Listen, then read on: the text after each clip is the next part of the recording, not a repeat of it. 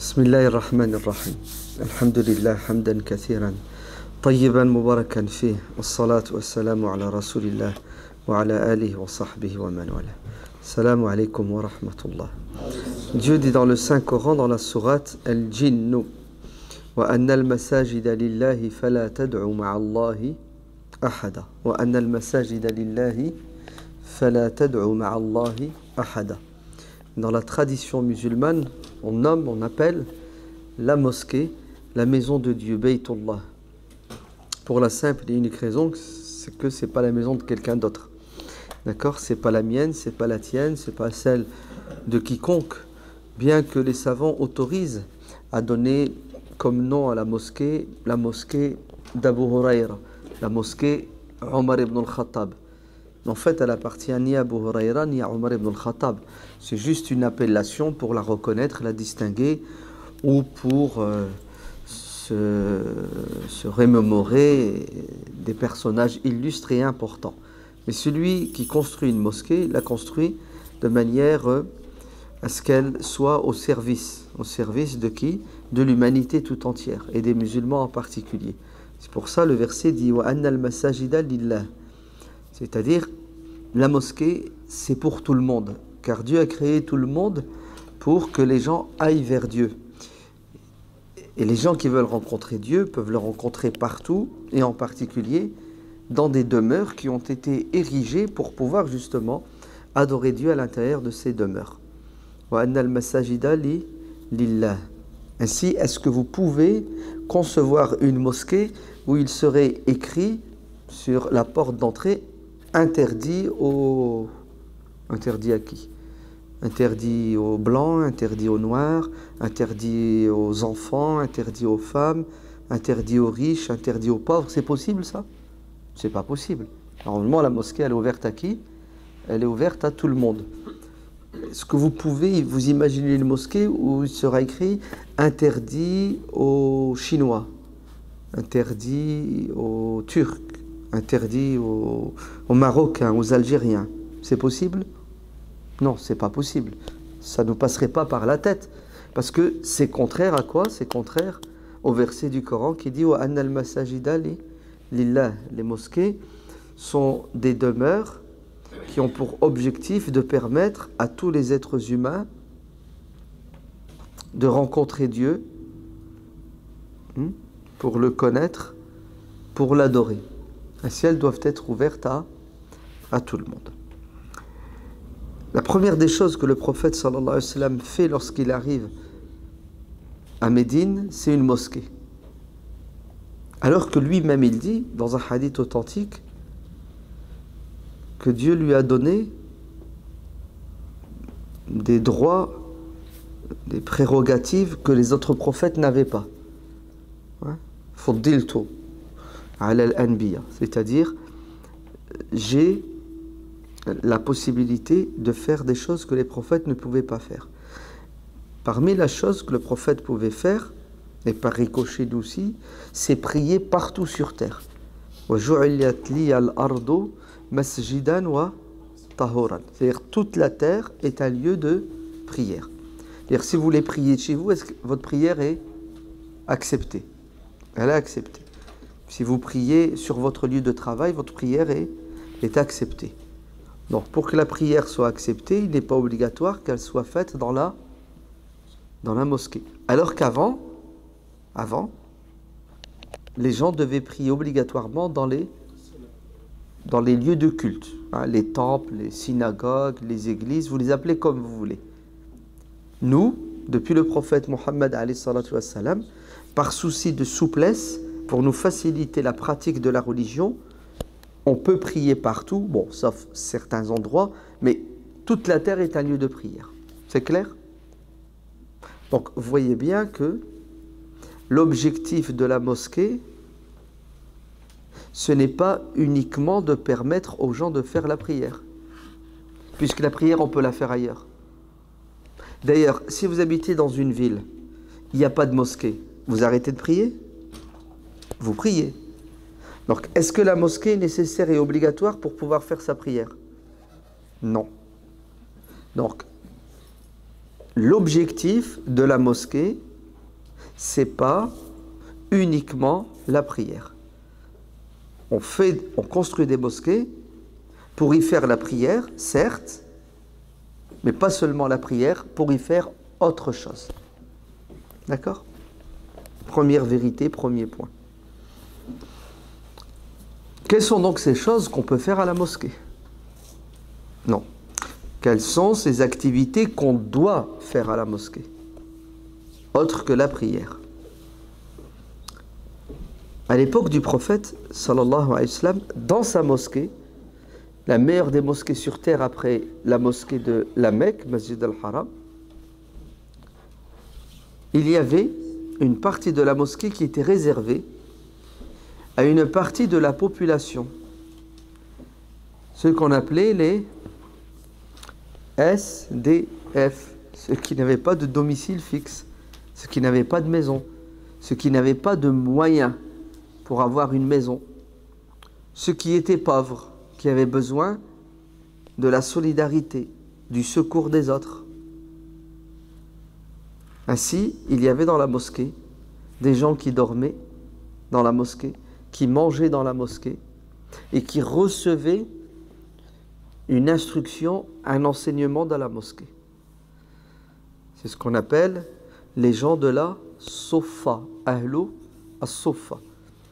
Et ils étaient à peu près 70. Il y en avait qui partaient, d'autres qui les remplaçaient. Ces gens-là, la mosquée était pour eux non pas un lieu de culte où ils faisaient la prière uniquement, mais c'était leur maison.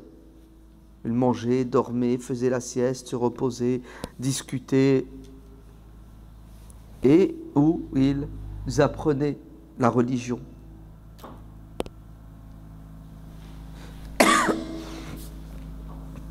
Parmi les gens qui vivaient dans la mosquée, un certain Abdurrahman ibn Sakhr, que vous connaissez tous sous le nom de Abu Hurayra. Abu Hurayra, ad-Dawsi. Abu Hurayra, radiyallahu anhu, c'est le compagnon qui nous a transmis le plus grand nombre de hadiths. Parmi tous les sahaba, celui qui va transmettre à ses élèves, aux tabi'in, le plus grand nombre de hadiths, c'est Abu Hurayra. Vous le savez? Très bien. Abu Hurayra fait partie des gens de la Soufa. Abu Hurayra dit, quand on lui a fait la remarque, comment se fait-il que tu n'as côtoyé le prophète que quelques années, 3 ans, alors que d'autres ont côtoyé le prophète pendant 10 ans, pendant 20 ans, et ils n'ont pas transmis autant de savoir que toi, autant de science. D'où te vient cette quantité de savoir prophétique? Abu Hurayra répond. Il dit, la plupart des compagnons avaient un travail, un boulot. Le matin, ils se réveillaient, ils faisaient la prière, ensuite ils partaient travailler. Et ils rentraient le soir. Ils revenaient à la mosquée faire la prière. Moi, je n'avais pas de travail. Et d'ailleurs, j'ai fait un choix. Le choix de rester aux côtés du prophète le plus longtemps possible pour récupérer le temps que j'ai perdu. Si je m'étais converti plus tôt, et si j'avais côtoyé le prophète plus longtemps, certes, j'aurais reçu, j'aurais appris, mais là, il faut que je profite au maximum. Donc il a fait un choix de rester à la mosquée, pas pour prier, pas pour jeûner, parce que ça tu peux le faire partout sur terre, de rester à la mosquée pour étudier, pour apprendre. Et d'ailleurs, j'avais une soif d'apprendre telle que j'ai dit ô messager de Dieu, tu parles, tu dis beaucoup de choses, et je voudrais retenir tout ce que tu dis. Tu peux m'aider, tu peux me donner un moyen? Et le prophète, sallallahu alayhi wa sallam, va prier Dieu pour qu'Abu Hurayra ait une mémoire exceptionnelle afin qu'il retienne le maximum de paroles prophétiques pour qu'il transmette. Et Abu Huraïra a dit, les gens bossaient, travaillaient, ils vivaient. Moi, j'ai fait le choix de vivre dans la pauvreté, dans l'indigence, pour pouvoir assimiler le maximum de science. Et ça m'a coûté cher d'ailleurs, puisqu'il m'arrivait, tellement j'avais faim et soif, que je m'affaiblissais si bien que je tombais dans les vapes, dans les pommes. On l'a ramassé plusieurs fois, hein, les pompiers, dans la rue, évanoui, tellement il avait faim, tellement il avait soif. Et d'ailleurs, le prophète sallallahu alayhi wa sallam prenait soin de lui en l'invitant, lui donnant à manger. Et lui-même, Abu Huraïra, le sacrifice qu'il a fait, il est extraordinaire. Il allait frapper aux portes des gens dans l'espoir d'être invité pour manger. Un jour, il croise Abu Bakr, lui dit, tu peux me réciter un peu de Coran? Et en vérité, Abu Huraïra savait et connaissait. Et il disait, je leur demandais de me réciter du Coran, non pas pour entendre le Coran ou apprendre le Coran de leur bouche, parce que je savais ce qu'ils me récitaient, mais uniquement dans l'espoir qu'ils me disent, ok, viens, on va aller à la maison, et puis on va réciter le Coran ensemble. Allez, je voulais aller chez eux, je voulais qu'ils m'invitent. Allez, je voulais squatter pour manger. Et qu'est-ce que fait Omar? Il lui récite le Coran. Il dit, c'est bon, ça va? Ouais, merci, ça va. Bon, punaise. Il n'a pas compris. Hein? Eh oui, il a énormément souffert, Abu Huraïra. Des années plus tard, 30 ans plus tard, il sera gouverneur d'une ville. Oui, il sera préfet d'une ville. Et un jour, assis avec des gens sur des sdarés, des banquettes, et il va pleurer. Il a dit, si vous saviez à l'époque du prophète dans quel état j'étais, comment est-ce que je vivais, j'avais rien. Et aujourd'hui, regardez, j'ai des mouchoirs pour me moucher. Mouchoirs. Allez, je suis devenu riche, je suis devenu quelqu'un qui ne manque de rien. Bon, c'est un petit résumé de la vie d'Abu Huraïra, sinon c'est beaucoup plus long et beaucoup plus intéressant. Pourquoi je vous parle de ça? Pour vous dire que à la mosquée du prophète, alayhi salatu wassalam, il y avait des gens comme Abu Huraïra, ils étaient 70 et quelques, et leur vocation c'était de devenir des savants, étudier. Et ils sont devenus, puisqu'on les appellera Al-Qurra. Al-Qurra, ça veut dire ceux qui savent, ceux qui connaissent, en l'occurrence le Coran, et tout ce qui va avec le Coran pour bien comprendre la religion. Un jour, des chefs de tribus sont venus à Médine, et ils se sont convertis, mais en fait c'était une arnaque, c'était des hypocrites.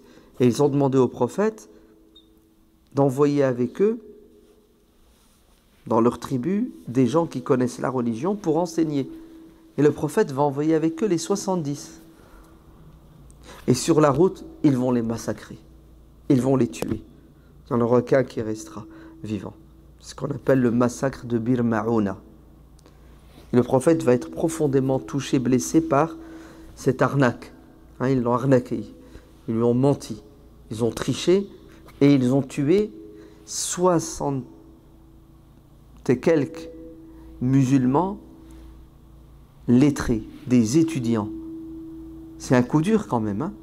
C'est pour ça que le prophète, alayhi salam, pendant un mois dans ses prières, il va prier contre ces traîtres, ces hypocrites. Oui, il va prier contre eux, contre les réals, les akwan, les criminels, les mujrimines. Ouais. Très bien. Donc le prophète, sallallahu alayhi wa sallam, construit une mosquée. Et qu'est-ce qu'il fait dans cette mosquée? Il fait la prière, certes, mais il enseigne. Il dispense le savoir. Il forme des gens, intellectuellement et spirituellement, pour qu'ils deviennent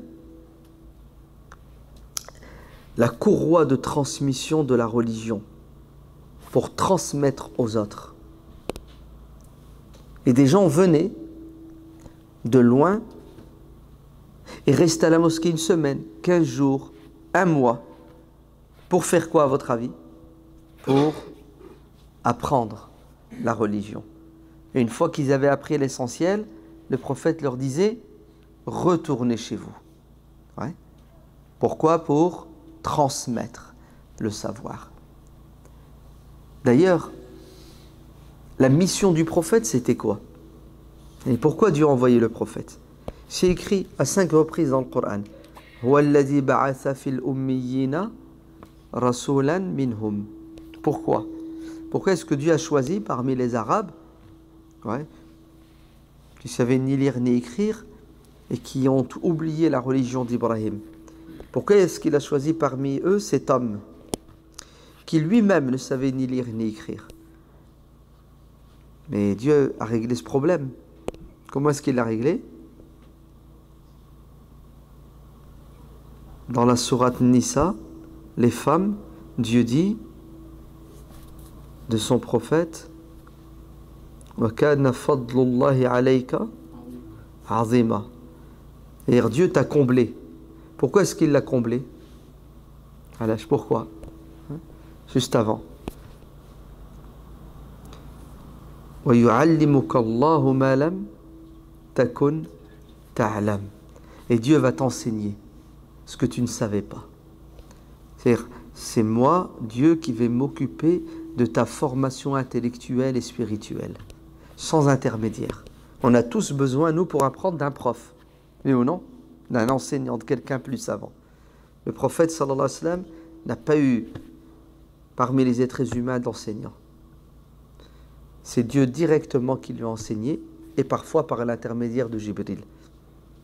Wa kana fadlullahi alayka azima. C'est-à-dire, Dieu t'a donné la plus belle des choses.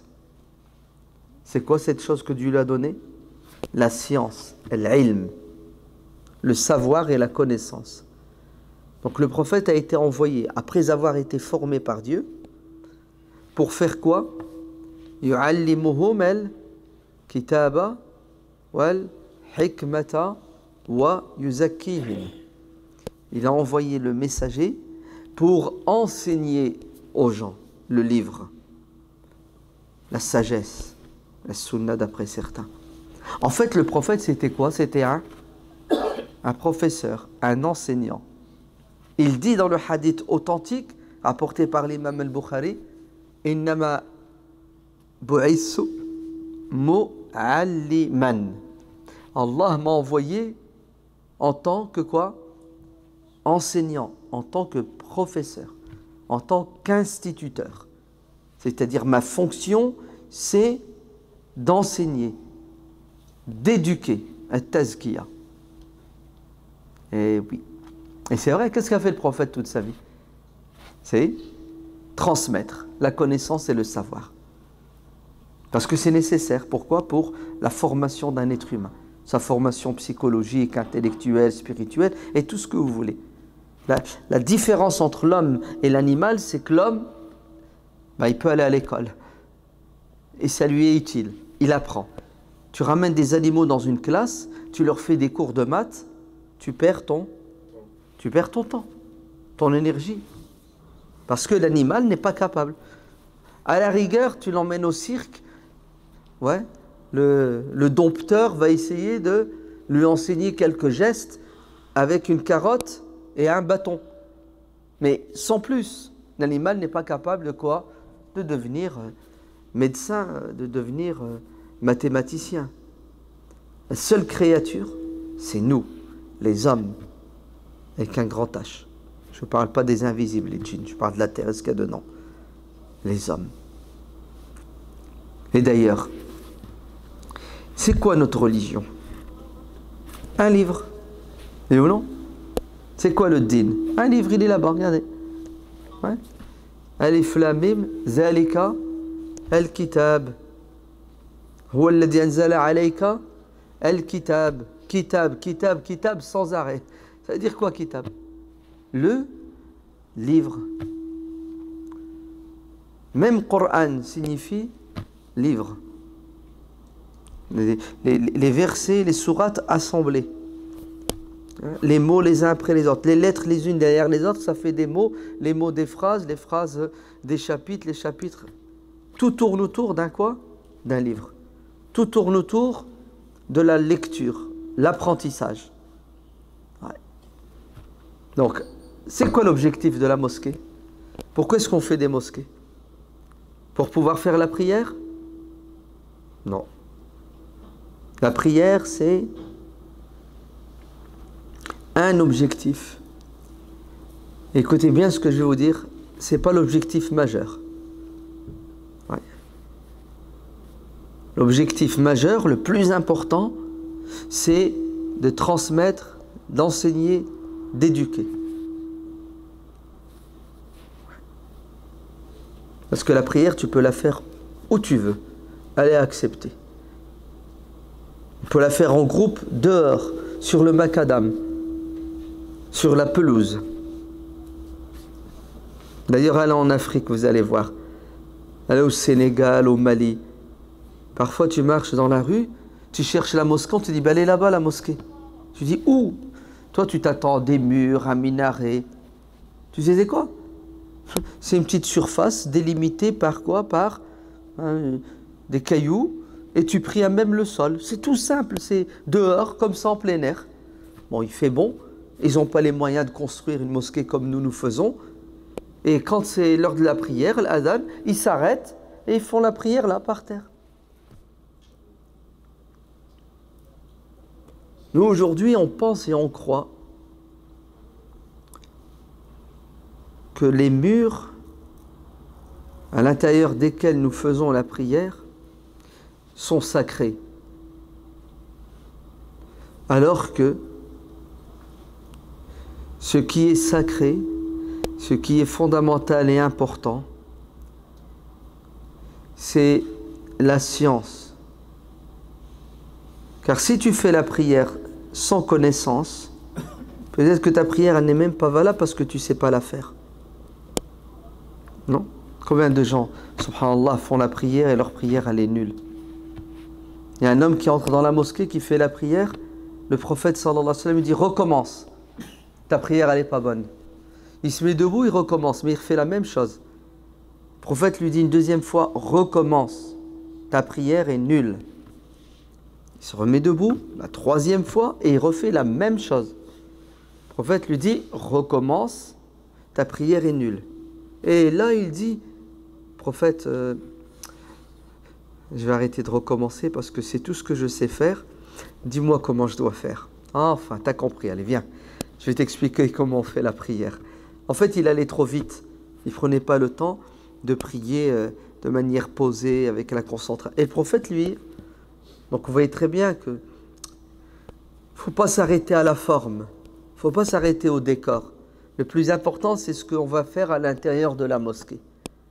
Et la chose la plus importante à l'intérieur de la mosquée, c'est l'instruction, l'éducation. Pour que tu fasses bien la prière, que tu fasses bien le ramadan, mais aussi pour que tu te comportes bien avec ton épouse, avec ton mari. Hein, l'objectif, c'est de venir à la mosquée, de se ressourcer. Comme ça, quand on sort de la mosquée, on est quoi? On est plus intelligent, on est plus croyant, donc on a un meilleur comportement. Et c'est ce que faisait le prophète, alayhi salatu wassalam. Les gens venaient à la mosquée et ils ressortaient toujours avec une plus-value intellectuelle et spirituelle. Et tu le vois à l'extérieur avec leur comportement. Mais si on fait des allers-retours à la mosquée, ouais, sans grandir à la mosquée, vous allez voir, les gens qui fréquentent la mosquée à l'extérieur auront des comportements de délinquants, de voyous, de gens malhonnêtes. Et d'ailleurs, ça existe, oui ou non? Ça existe. C'est parce que tu vas à la mosquée que, malheureusement, tu es quelqu'un de bien. Et généralement, c'est à cause de quoi? À cause de la mosquée qui ne fait pas son travail. Son travail de quoi? D'éducation, hein, de formation. Donc le prophète, sallallahu alayhi wa sallam, a fait de sa mosquée une école, une université. Ouais. Et il y avait des étudiants, des hommes et des femmes. Il y avait des enfants à la mosquée au temps du prophète, alayhi salatu wassalam. Pour faire quoi, à votre avis? pour apprendre. Et tout au long de l'histoire de la civilisation musulmane, écoutez bien, les mosquées seront des écoles et des universités. Ouais. C'est un complexe en fait. À l'intérieur, tu as une salle de prière, tu as les salles de classe, tu as même l'internat pour dormir. Tu as les cuisines, tu as la petite cour pour jouer la détente. Tu as un hôtel, un caravansérail pas loin pour que les gens qui voyagent s'arrêtent. Ouais. C'était un complexe. C'était pas un lieu pour faire la prière uniquement, la prosternation. Et aujourd'hui, certaines mosquées en France sont entre les mains de personnes qui n'ont pas cette compréhension du but et de l'objectif de la mosquée. Si bien que les gens entrent, prient, sortent. Qui c'est qui sort? Ceux qui ont un boulot, qui ont des courses à faire. Et ceux qui n'ont rien à faire, ils restent et s'assoient à la mosquée. Et ils attendent la prière suivante. Et pendant 2 heures, 3 heures, qu'est-ce qu'ils font? Ils parlent de tout et souvent de n'importe quoi. Peut-être entre les 2 prières, vous savez ce qu'ils vont faire? Ils vont faire des péchés, et pas des moindres, des grands péchés. Par exemple, ils vont passer leur temps à faire de la médisance, le raïba. Il est dans la mosquée, dans la maison de Dieu, il vient de prier, il attend notre prière, et pendant 2 heures, il envoie des scuds.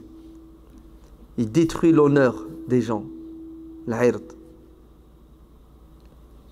Prière suivante, Allahu Akbar. Et ainsi de suite.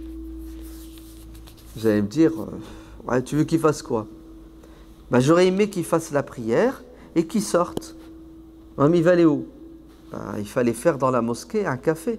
Là-bas, là, dans le coin là-bas, tu fais une salle où ils peuvent faire du thé, ils peuvent faire du café, même s'ils savent faire le msemmen, le harsha, et tu leur mets un écran, comme ça ils regardent des chaînes de télévision qui sont Animalia par exemple, des émissions sur les animaux, sur la nature, un peu d'Iqra, un peu de Sadissa. Oui.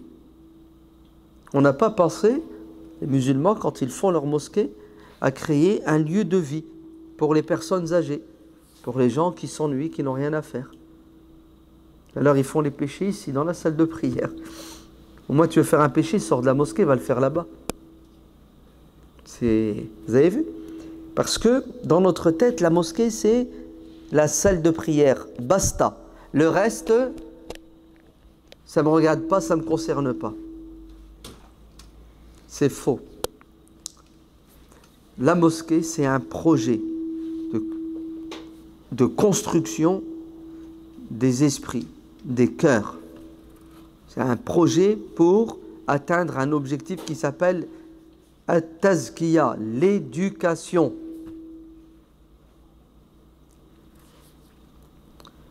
Et alhamdoulilah, ça va en s'améliorant.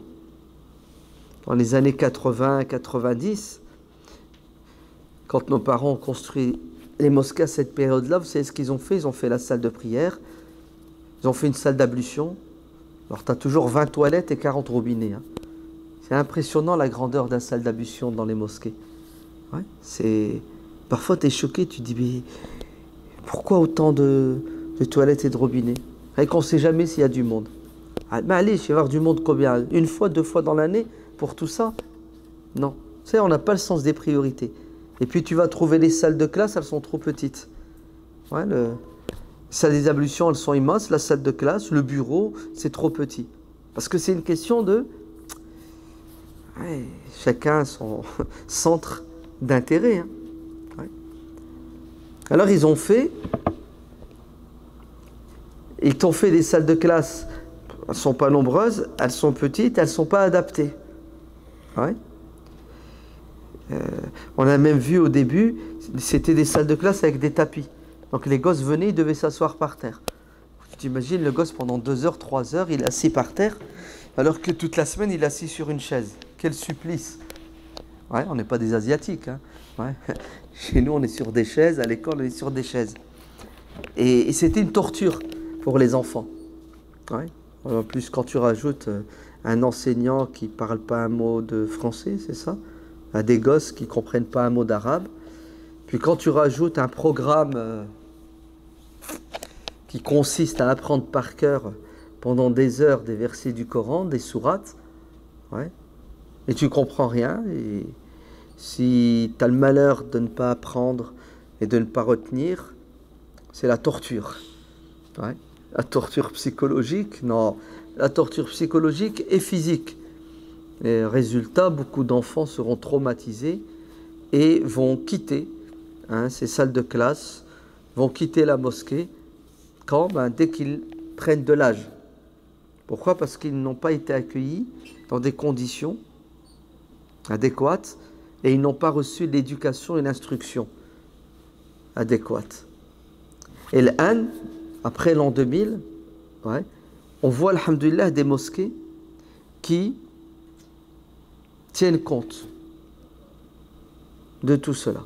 C'est bien que on fait une salle de prière et à côté on fait une école indépendante de la salle de prière, c'est-à-dire gérée par une équipe, souvent une équipe professionnelle, des gens qui sont dans l'enseignement, qui sont dans la gestion.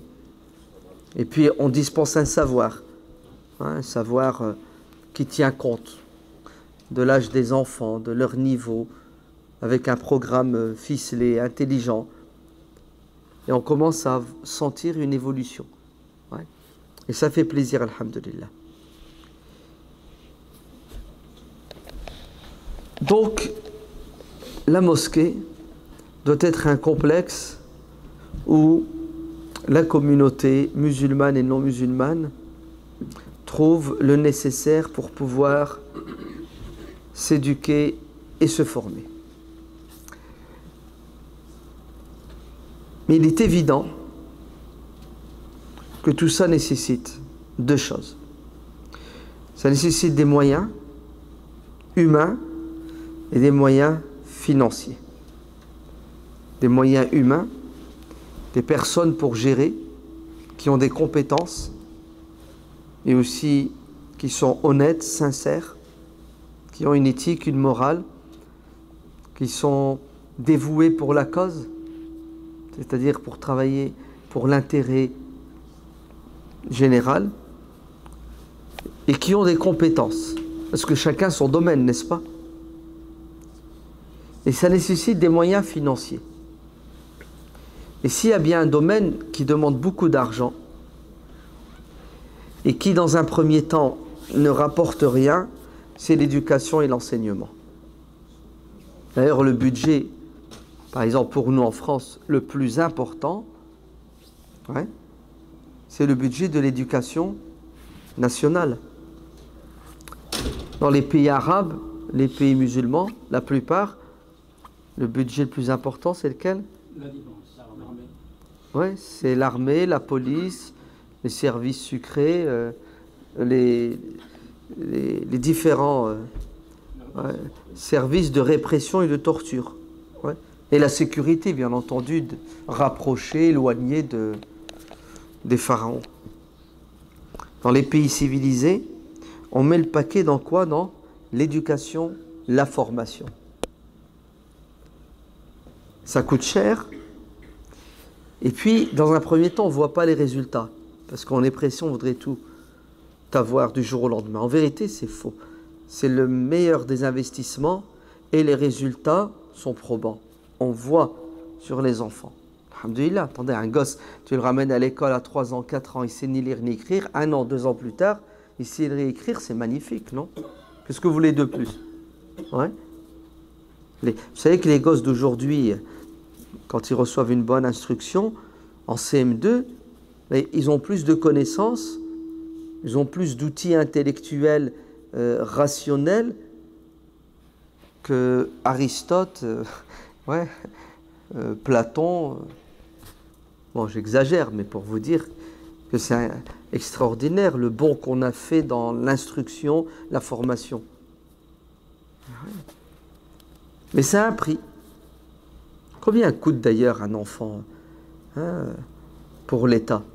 Il rentre à la maternelle, il sort au bac, Ouais, c'est 14 ans là. Combien que ça coûte? Hein, le salaire des profs, ouais, le chauffage, tout ça. Combien? Par an, je crois que c'est 10 000 euros, 14 000. Ouais. Allez, on va dire ça. Une moyenne de 10 000 euros par an. 150 000. Ouais. C'est-à-dire, l'instruction, la formation par enfant coûte 150 000 euros jusqu'à l'âge de 18 ans. Ouais. 150 000 euros par gosse. T'en as 10, ça fait 1,5 million. T'en as 100, 15 millions. Waouh! T'en as 1000, t'en as 100 000. Et si t'en as 1 million, c'est le cas. On a plus qu'1 million d'élèves de la maternelle. Donc c'est des milliards et des milliards. Mais dites-moi, est-ce que nos enfants ne valent pas plus que les milliards? Un enfant, ça n'a pas de prix. Un enfant bien éduqué, bien instruit, c'est ce qu'il y a de plus beau. D'ailleurs, c'est notre rêve. On veut que nos enfants soient meilleurs que nous. Donc, qu'est-ce qu'on doit faire? On doit se donner les moyens humains et les moyens matériels. On doit investir dans ce qu'il y a de meilleur, l'avenir de nos enfants, les générations suivantes. Sinon, vous savez ce qui va nous arriver? On construit la mosquée, on met le paquet sur les murs, le chauffage, la moquette, tout ce que vous voulez, sur l'imam, d'accord? L'imam qui ne parle pas français, d'accord? Parce qu'il y a des bons imams. Sur l'imam, peut-être même celui qui fait l'appel à la prière, le concierge, je ne sais pas. Bref, c'est un budget. Et l'éducation et l'instruction, c'est secondaire, voire tertiaire. Ouais, on verra s'il reste des miettes. Budget restreint, c'est l'austérité. Qu'est-ce qui va nous arriver dans 20 ans? La mosquée va être vide. La mosquée va être vide. Pourquoi? Parce que tous ces enfants, on n'a pas mis les moyens pour les éduquer et les former. Donc, ils ne viendront pas à la mosquée. C'est possible? Est-ce que c'est possible? Non, c'est pas que c'est possible, c'est que c'est sûr que c'est ce qui va arriver. Et c'est déjà arrivé. C'est déjà arrivé. Vous savez, c'est arrivé où? C'est arrivé en Argentine. En Argentine, fin du 19e siècle, début du 20e siècle, les années 1910, il y a eu beaucoup de musulmans du Libye, de la Syrie, du Liban, de la Syrie, vous savez, du Cham, qui sont partis en Amérique, des Palestiniens en Amérique du Sud, de l'Amérique latine. Ouais. Et beaucoup en Argentine. D'ailleurs, l'ancien président argentin, qui s'appelait Carlos Menem. Carlos Menem. En fait, son vrai nom, c'est Carlos Mon'im. Ah oui, c'est un arabe. Ouais, c'est un métis. Carlos Mon'im, d'origine libanaise. Mais il a été intégré, c'est ça? Il a été assimilé. Désintégré, en fait. Ouais. Pourquoi? Parce que les parents, quand ils sont arrivés, ils ont vite construit quelques salles de prière, des salles de prière. Pas d'école, pas de formation, pas de projet. Les parents sont restés musulmans parce qu'ils sont venus l'été déjà, et leurs enfants leur ont échappé. Parce qu'ils n'ont pas su les retenir dans le giron de l'islam avec des structures à la hauteur pour leur transmettre le savoir. Résultat, ces salles de prière, à un moment donné, elles se sont retrouvées vides, fermées. De temps en temps, tu as un vieux à la retraite de 70 ans qui vient, qui l'ouvre, qui se recueille et qui sort. À la différence de nos frères musulmans de l'Inde, au 19e siècle, quand ils ont fait l'hégire, ils ont quitté la région du Gujarat, le nord-ouest de l'Inde, pour des raisons commerciales. Ils se sont installés, entre autres, dans une île qui s'appelle l'île de la Réunion. Ça vous dit quelque chose, l'île de la Réunion? C'est un département français, dans l'océan Indien. Ces musulmans-là, quand ils sont arrivés à l'île de la Réunion, la première des choses qu'ils vont faire, avant de construire leur maison, vous entendez, avant de penser à leur confort matériel, la première des choses qu'ils font, c'est se réunir, cotiser pour construire quoi? Une mosquée. Une mosquée et une madrasa. Voilà, madrasa ça veut dire école. Les deux ensemble. Pourquoi? Parce qu'il faut éduquer nos enfants. Il faut instruire nos enfants. Et ça a marché. Ça a marché. Vous allez là-bas, chaque mosquée a son école. Quand je dis une école, c'est une école. Hein. C'est des salles de classe, c'est une cour, c'est un terrain de basket et de foot, c'est 20-30 enseignants.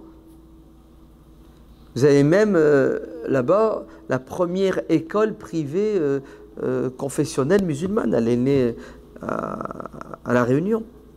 Mais toutes les mosquées ont leur madrasa. Ils ont même un système incroyable, c'est que l'enfant, le matin, avant d'aller à l'école publique, laïque, il va d'abord à l'école privée islamique. Et le matin, il vient, il fait la prière à la mosquée de Al-Fajr avec son père, il va à l'école pendant 1 heure, 1 heure et demie, il sort de l'école pour aller à l'école. Il va à l'école de la mosquée, la madrasa, il va faire 1 heure de Coran, 1 heure de Sira, 1 heure de quelque chose, et de là, il va à l'école. Le soir, il sort de l'école publique, il repasse à la mosquée, il fait sa prière, il fait 1 heure de cours et il rentre chez lui. Ouais. C'est bien pensé quand même, c'est intelligent. Ouais. C'est parce que ces gens-là ont compris dès le début que l'instruction, l'enseignement, l'éducation, c'est ce qu'il y a de plus important. Si on rate nos enfants, on a tout raté. C'est pour ça, ne vous trompez pas, Allah yabarak fikum. Vous avez fait une très belle mosquée. C'est beau. Enfin du travail d'arabe. Du vrai travail d'arabe. C'est beau, c'est bien fait, c'est bien pensé. Mais attention, on a vu en France des mosquées aussi belles que les vôtres, plus belles que les vôtres. Ouais. Elles ont vu le jour, on était hyper contents. Et vous savez ce que ça donnait comme résultat? Des disputes. Ah oui. Des disputes. Voire même la communauté, elle était soudée avant, elle s'est divisée. Pour 1001 mauvaises raisons. Et aujourd'hui, vous avez certaines mosquées, plus grandes et plus belles que les vôtres, je vais être dur et méchant, qui ne servent à rien du tout.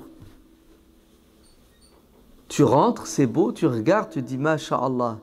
Non, il ne faut pas dire Masha'Allah. Il faut dire que c'est triste, Ya Allah.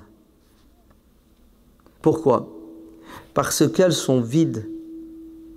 Sauf pour les 5 prières. Il y a des gens qui viennent prier et qui sortent.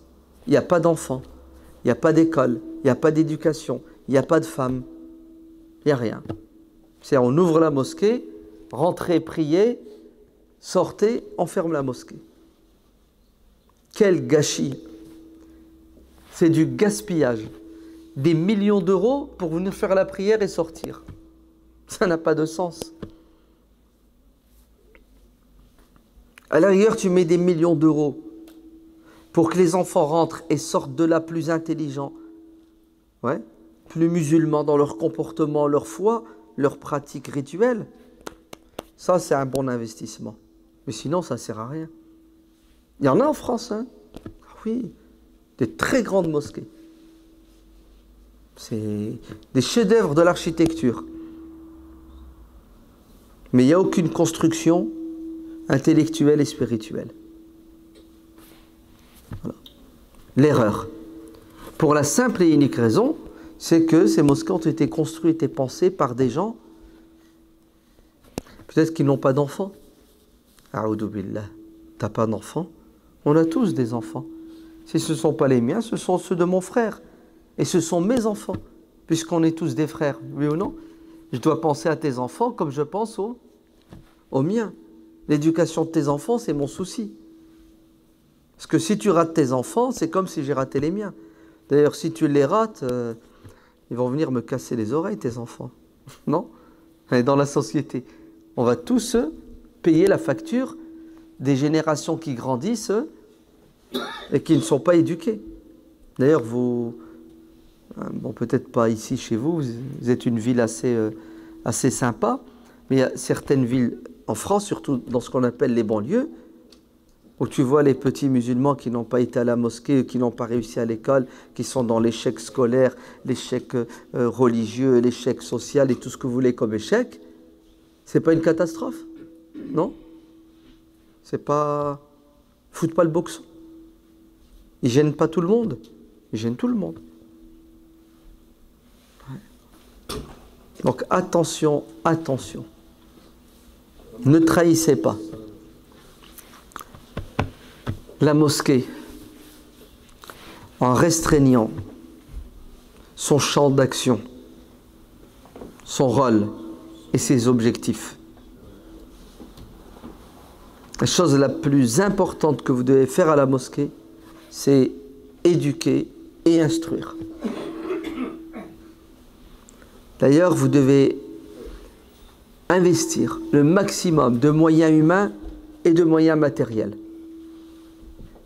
Ouais. Et si je dois faire un choix entre un budget restreint et un budget plus important, entre l'école et la mosquée, c'est l'école qui prend le budget le plus important. La mosquée, c'est secondaire. Et si la facture de chauffage est trop importante, il faut fermer une partie des radiateurs. Je ferme ceux de la mosquée où les gens prient et je laisse ceux de l'école. Ouais. Parce que la prière, c'est 5 minutes, 10 minutes, un quart d'heure. Et même, t'as froid, ben, ne prie pas à la mosquée. La mosquée, elle est trop froide. T'as peur de tomber malade, ne viens pas à la mosquée, ne prie pas. Ma'alish, c'est pas grave. Vous avez compris? Par contre, les gosses, il faut qu'ils viennent à la mosquée. Il faut qu'il y ait du chauffage, il faut qu'il y ait tout ce qu'il faut pour qu'ils viennent à la mosquée et qu'ils passent le plus de temps à la mosquée. Parce que c'est eux l'avenir. Nous, les anciens, on n'a rien à craindre, non? Vous n'avez pas peur de... Non. Shaitan, il a fait un dépôt de bilan, Shaitan. Non, avec vous, les vieux. Aya ma'akum, Shaitan. Il ne peut rien faire avec vous. Vous êtes ferme dans votre religion. Shadden triq. Mais les enfants, ils sont en danger ou ils ne sont pas en danger? D'ailleurs, Shaitan, s'il a le choix entre un vieux et un jeune, ouais, il ne peut pas s'occuper des deux en même temps. À votre avis, il va s'occuper de qui? Ben, du jeune. Pourquoi? Parce que le vieux, allez, il lui reste 5 ans, 10 ans de prière, de salat. Mais le jeune, il a devant lui 60 ans de salat et de prière. Il faut qu'il l'égare. Il faut qu'il le détruise. Vous avez compris? C'est comme ça qu'il faut voir les choses. Alors, je vais vous donner un exemple le plus concret. Bon, ça va pas plaire, ça. Je le dis ou je le dis pas? Non, je le dis? Il y a des enfants, il faut faire attention. Ouais. Des enfants, nous, on est des adultes, on comprend, mais Non. les petits, bon. Ouais. Non, mais ça va pas plaire aux adultes. Hein. Les enfants, t'inquiète, ils sont d'accord. Hein. C'est en leur faveur que je dis tout ça. Je le dis, je suis libre. Hein. Ouais. Il n'y aura pas de perquisition, d'assignation en résidence, non? Ni de torture. D'accord. Si par exemple, je dois faire un choix, cotiser pour la mosquée ou cotiser pour l'école. Allez, 30 € ici, 30 €. Je ne peux pas donner 60 €, je dois donner que 30 €. Ouais, c'est l'arabe, voilà. Période de crise. Alors, quel est le choix que je dois faire? L'école, bien sûr. L'école. Ben, y a des musulmans qui bloquent encore. Hein. Ah non, jamais. La mosquée. Non. Eh oui, c'est une vérité, une réalité. Parce que l'éducation, l'avenir des enfants n'a pas de prix. Allez, regardez, il faut le dire autrement. Si on n'a pas le choix, c'est soit on ferme la mosquée ou on ferme l'école. Hein, il faut fermer l'une des deux pendant 1 an, pour des raisons financières. Je ferme la mosquée ou l'école? Je ferme la mosquée direct. Mais il ne faut jamais fermer l'école. Parce que si les gosses, pendant 1 an, ils n'ont pas l'école, ils vont aller à une autre école. L'école de Shaitan, Internet. Ouais. Facebook, Twitter. C'est pour ça, ne rigolez pas avec l'éducation et l'instruction des enfants.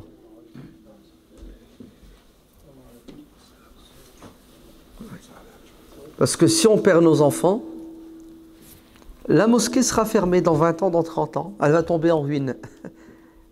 On va même peut-être la vendre, la mosquée. Dans 30 ans, on va la vendre. Parce qu'on ne pourra plus là l'entretenir. C'est possible ou c'est pas possible?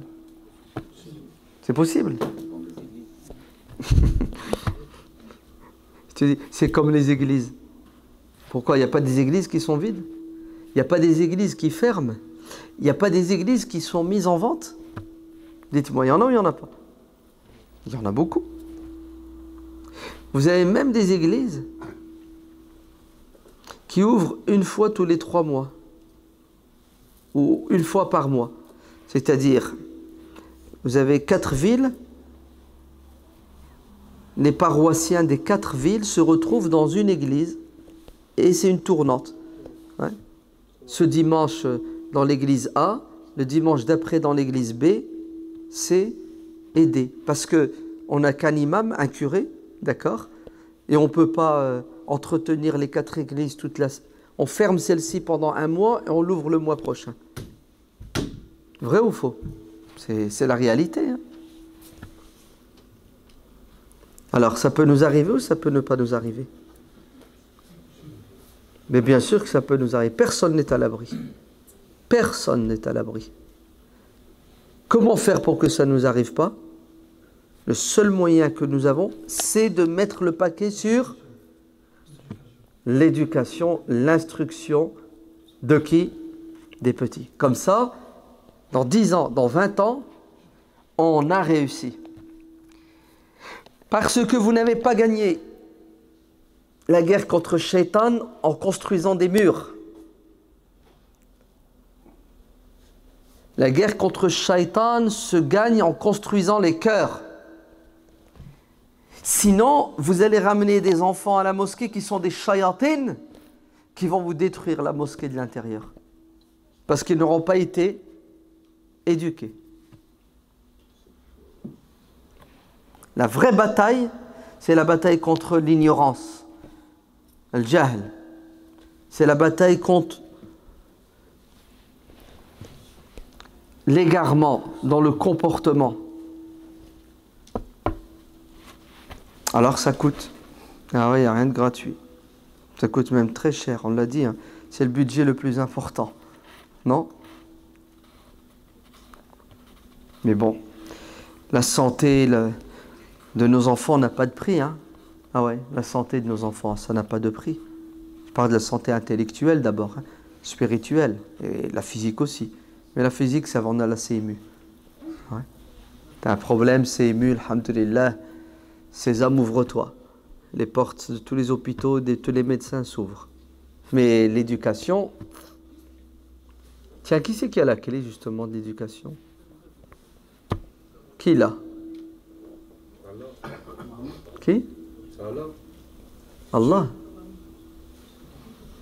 C'est Allah qui va venir dans votre ville éduquer vos enfants. C'est les parents. Ce sont les parents. Ce sont les parents, Ahsant. Ce sont eux qui ont la clé. C'est-à-dire, ce sont les parents qui doivent comprendre qu'ils sont responsables d'éducation intellectuelle, morale, spirituelle de leurs enfants. Et ils doivent mettre le paquet dans l'éducation de leurs enfants. Ils doivent se serrer la ceinture. Eh oui. Ils doivent arrêter de construire des maisons bled. Oh là là, qu'est-ce qu'il n'a pas dit? Ah, il est fou. Ouais. Qui sont vides d'ailleurs. Ils sont à vendre. Oui. Il vaut mieux les vendre maintenant avant qu'elles tombent encore plus en ruine. Non, avant qu'ils te les squattent. Ouais. Sinon, ils vont rentrer dedans, ils vont s'installer. Je vois même maintenant certains jeunes, depuis les attentats du 13 novembre, qui te disent « Moi, il faut que j'investisse au bled, on ne sait jamais. Ça peut chauffer encore en France, et donc je vais investir au bled. Je crois que je vais acheter un appartement au bled. Je vais acheter un terrain au bled. Aïwa, tu vas refaire la même erreur que tes parents. Ouais. Tu vas faire vivre tes enfants dans un F2, un F3, c'est ça? Dans une zone ouais, que tu connais. Ouais, tu vas restreindre le budget le plus important qui s'appelle l'éducation intellectuelle, spirituelle, etc. Pourquoi? Pour acheter, fallait que j'achète un appartement au bled. Pourquoi faire? Comme ça, quand on va en vacances, tu sais, on a...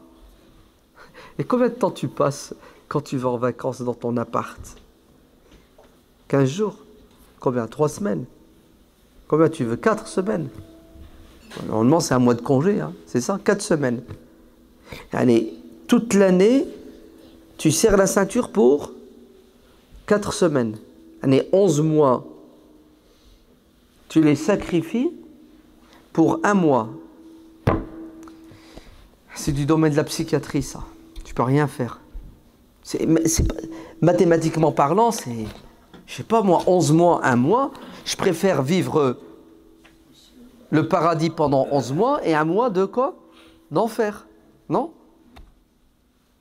Là, il faut qu'on serre parce que on va investir. On va le payer en 3 fois, 4 fois. Investis dans l'éducation de tes enfants. C'est ça le vrai investissement. Et va passer des vacances avec tes enfants juste là. Fais 50 km, ouais, tu loues un gîte à 200 € la semaine, 300 €. Wallah, c'est moins de soucis. C'est beaucoup plus beau, non? Vous ne trouvez pas? Je suis en train de casser le business des autres, mais bon. Moi, c'est ça qui m'intéresse. Wallah, c'est l'avenir des enfants. Et c'est triste quand tu vois des musulmans qui mettent tout ce qu'ils ont comme moyens humains, physiques, dans la construction des murs des mosquées. Et l'éducation et l'instruction, pour eux, c'est secondaire. C'est malish. Ou des parents qui mettent l'argent dans la construction de maisons et d'appartements et ne mettent pas l'argent dans l'éducation de leurs enfants. On va tout perdre, nos maisons et nos mosquées, le jour où on perdra nos enfants. Donc Allah yabarak fikoum, sachez investir vos personnes et vos moyens dans ce qui est le plus important. Ça n'a pas de prix. Je ne me souviens plus comment il s'appelle. Peut-être. Je ne sais plus. Non, je ne vais pas dire ainsi. En tout cas, c'est Ar-Rawasi. Comment exactement, je ne sais plus. Bon, bref. C'est l'histoire d'un savant musulman de l'Asie. Vous savez, là-bas, là, l'Afghanistan, l'Ouzbékistan. Il y a très longtemps. Il avait un gosse, il devait avoir 7 ans, comme ça. Ouais. Il avait pour objectif de voyager, donc des centaines, des milliers de kilomètres, pour aller à la rencontre d'un grand savant, pour prendre son savoir. Pour lui-même, et il prend son gosse avec lui pour que le gosse lui-même devienne savant. Et vous savez ce qu'a fait ce père? Tellement il veut que son fils réussisse. Ben, il voyageait et il le portait sur son dos. Et quand il est fatigué, l'enfant marche. Et pour que l'enfant marche le plus longtemps, il lui a mis un sac à dos avec des pierres. Dans son sac à dos, il a mis des pierres. Et l'enfant marche à 1, 2, 10, 20, 30 km, il est fatigué. C'est ce que fait le père. Il lui enlève une pierre. Ah, il se sent plus léger. Il reprend des forces. Il est fatigué, il lui enlève une pierre. Et quand il n'y a plus de pierre, et le gosse il est mort, il est fatigué, qu'est-ce que fait le père? Il le prend nouveau sur son dos et ses épaules. Pourquoi? Pour atteindre son but et son objectif. Alors, est-ce que son enfant et son fils est devenu savant? Oui. Parce que le père a mis le paquet. Si vous ne faites pas des sacrifices, vous n'aurez rien du tout. Si vous faites que du bricolage, du rafistolage, vous n'y arriverez pas. Ce n'est pas avec 20 € que vous allez éduquer vos enfants par mois. Moi, il y a un truc qui me rend toujours malade. C'est l'école du samedi-dimanche à la mosquée. On ramène nos enfants, on les dépose et on s'en va faire les courses ou ce qu'on veut. Ouais. Il doit apprendre le Coran, il doit apprendre les hadiths, il doit apprendre la morale, plein de choses. C'est ça? En 2 heures, 3 heures, 4 heures. Et combien que ça coûte? Allez, 10 € par mois. 15. Allez, je vais être gentil. 20 € par mois. Et si tu as 2 enfants, le premier 20, le deuxième 15. Famille nombreuse. Le troisième 10. Si tu en as 4, gratuité. C'est ça? Partir de... Et le pire, c'est pas ça. C'est que tu inscris ton gosse. Tu le déposes. Bon, si tu en as 2, ça te fait 35 € par mois. Et tu ne paies pas en temps et en heure. Ouais. Après avoir essayé tant bien que mal de gratter pour ne pas payer 35 €. Hein. Il y en a même, ils ont le culot de dire « Ah ben non, ça doit être gratuit, c'est la mosquée. » Ça doit être gratuit, c'est la mosquée. Ouais. Normalement, c'est fi sabilillah. Pourquoi vous demandez 20 € par gosse? C'est le Coran que vous enseignez. Le Coran, c'est gratuit. Wallah, le mec, il s'en va, il achète tout, il paie, il vient, il va acheter un Coran, il dit « Ah ben non, le Coran, c'est la parole d'Allah, il ne faut pas la vendre. » Oh. Vous avez vu comment on est malin, ouais, vicieux, quand il s'agit de quoi? Quand il s'agit de profiter les uns des autres. Bref, 2 gosses, ouais, 3 heures de cours, 4 heures de cours par semaine, tu traites, c'est trop cher, tu ne paies jamais à l'heure, et en fin d'année, tu as encore 3 mois, 6 mois de retard, je te paierai plus tard. Et le mec est parti en vacances. Hein. Il est parti en vacances, c'est éclaté, et il manque 4 mois, quand je reviendrai des vacances. Et le trésorier, quand il fait les calculs, il y a un trou de 6 000 €. Où est parti l'argent? Ben, il y en a qui ne l'ont pas encore payé. Et revient au mois de septembre pour inscrire ses gosses, et tu es obligé de les prendre, sinon il te fait scandale. Je dis, ouais, mais il te manque 4 mois. Ouais, ben, tu sais, Inch'Allah, je vais les payer. Inch'Allah, ça veut dire, tu ne les auras pas. Hein. Ah oui, chez les Arabes aujourd'hui, quand ils te glissent, Inch'Allah, tu peux être sûr et certain que tu verras que du feu. Hein, c'est une manière de taper l'esquive. Tu sais, comme ça, tu le laisses tranquille, il a dit Inch'Allah. C'est un sihr, il t'ensorcelle. Ah oui, hein, c'est terrible. Le même père, la même mère, si leur enfant a des problèmes en maths, et ils ont le souci de l'éducation intellectuelle de leurs enfants, ils vont prendre un prof particulier, ils vont téléphoner à un organisme, à Academia, c'est ça? Et tu sais combien une heure de maths, prof particulier? 27 €. 30 €. Une heure de maths. Et une heure de maths, c'est 30 €. 3 heures de Coran, d'éducation islamique, c'est combien? C'est même pas 5 € quand tu comptes. Et tu fais le prorata. 20 €, 4 semaines, 5 €. Donc 3 heures, 5 €. 1 heure, 30 €. C'est-à-dire le Coran, l'éducation religieuse, islamique, morale de ton enfant coûte 6 fois moins cher. que l'éducation matérielle de ton enfant. Je suis pour les maths, hein, vous me comprenez. Résultat, ton gosse va avoir son bac avec mention très bien. Mais ton gosse sera loin de la prière, loin de l'amour de Dieu, de son prophète, loin de l'éthique, loin de la morale. Ah, tu auras fait de tes enfants, sans doute, de bons intellectuels, mais sans cœur. C'est pas gratuit, vous vous trompez. Au contraire, ça coûte très cher l'instruction, l'enseignement et l'éducation. Est-ce que c'est possible? C'est possible. Il y en a qui le font. C'est juste une question de volonté, de choix. Et après, tu te donnes les moyens. Bien sûr, il faudra revoir ta gestion. De quoi? De tes moyens. Ah oui, il faut tout revoir. Il faut repenser les choses autrement. Il faut avoir le sens des priorités.